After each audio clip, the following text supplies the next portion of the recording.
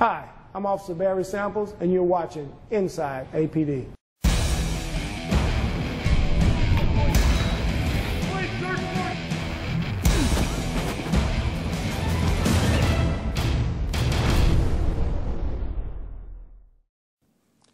This week in APD News, we want to welcome 22 new police officers from Class 45 who graduated from a 6-month academy on Friday, February the 1st. And if you were there, you heard yours truly sing the national anthem. All these new officers are hitting the streets now with their police training officers for several months while they complete field training. Here are some highlights from the graduation ceremony. We hailed at the twilight's last gleaming, whose broad stripes and bright stars through the perilous fight, o'er the ramparts we watched, were so gallantly streaming, and the rockets raked the land, the bomb bursting in air. If you raise your right hand, please, and repeat after me. On my honor, I will never betray my badge, my integrity, my character, or the public trust. I will always have the courage to hold myself and others accountable for our actions.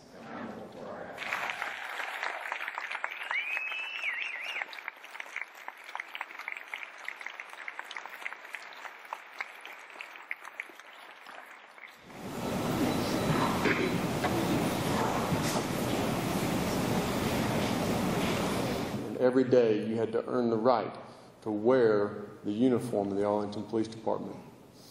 And I can tell you that from today, job well done. You've been successful in your academy endeavors, and now you will be transitioning to the next phase of your career, to our field training program. You must learn how to effectively serve your community, not only by applying the law, but by providing fairness and compassion. In other news, a 5-month-long investigation was concluded last week that resulted in the arrest of 20 people for organized theft.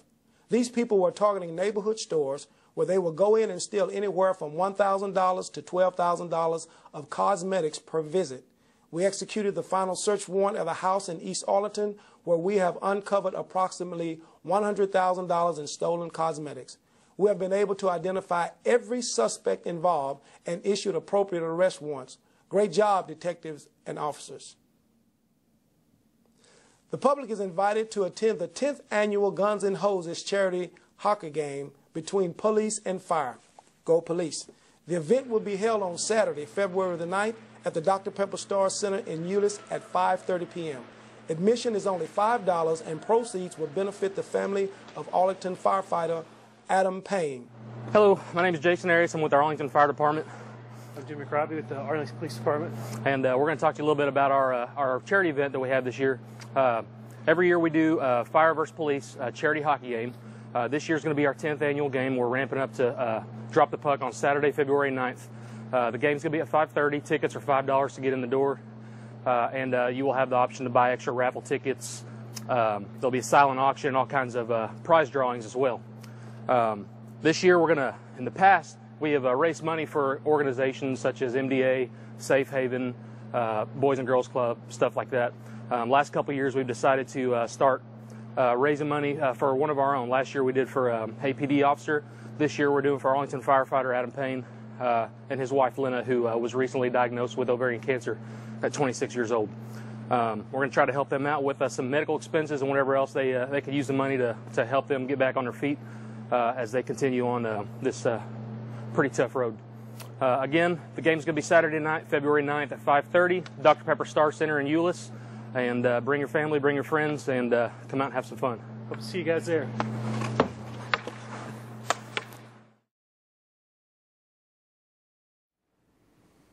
In the studio today, we have Sergeant Don Fulbright. Hello, Don. Hey, Barry. Thanks for having me.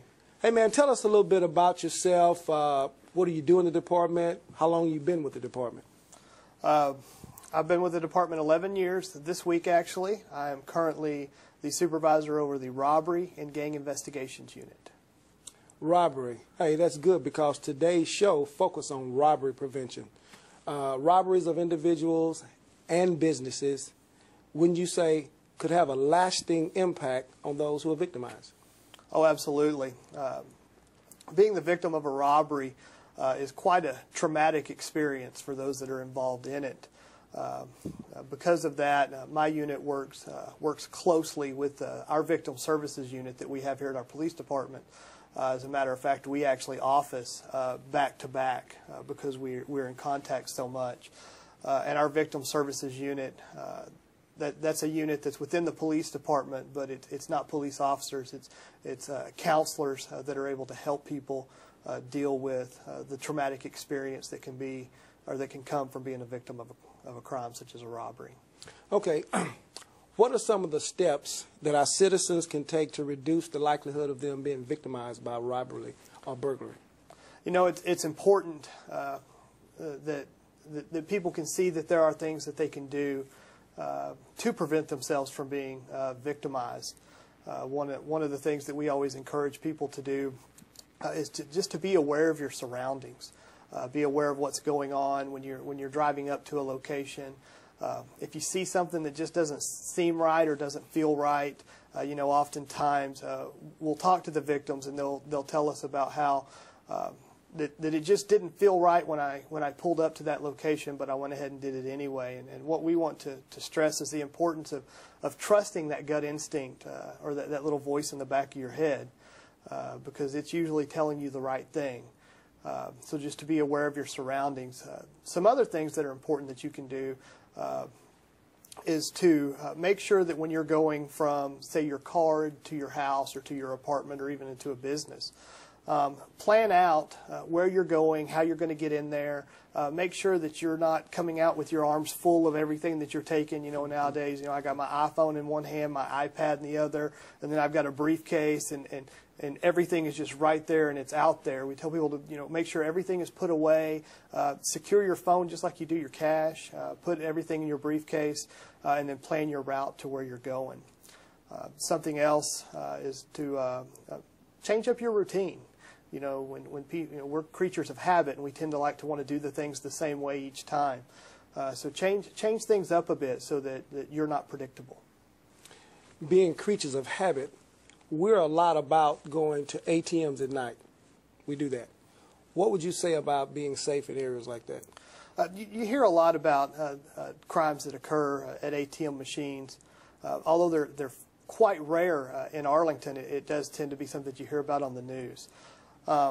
Again, a lot of the things with ATM machines are a lot of the things that I talked about earlier. Make sure that you pick a location that's well lit in a heavy populated area where other people are around. Be aware as you're driving up. Again, if something doesn't seem right, go find another ATM machine. The ATM machines are, you know, there's thousands in the Metroplex. So take the extra 3 minutes to go drive to another one. When you get up to the machine, have it planned out before you get there. This is how much I'm going to get. Have your credit card ready or your debit card so that you can put it right in the machine. Once your transaction is complete, take your money, take your receipt, take your card, put them away and drive off. Don't sit there and wait right there and count your money, fumble for your wallet, put everything back in your wallet. You can do that when you get where you're going. Something that a lot of people don't know about ATM machines, if you're in the middle of a transaction, something doesn't seem right, you see somebody walking up, you can hit that cancel button, and when you hit that cancel button, it stops, your card comes out, you take your card, and you just drive off and go to another location. Okay. What can businesses do to protect themselves? We work frequently with businesses, business owners, and one of the most important things that businesses can do to help themselves is for the owners to make sure that they've talked with their employees so that there's a plan, so that they're prepared if something like this happens. In the unfortunate event that a robbery ever did occur, that the employees are prepared and that they know what to do. Okay. Let's suppose you have surveillance equipment. You're aware of your surroundings. However, a robbery occurs at the business. What now?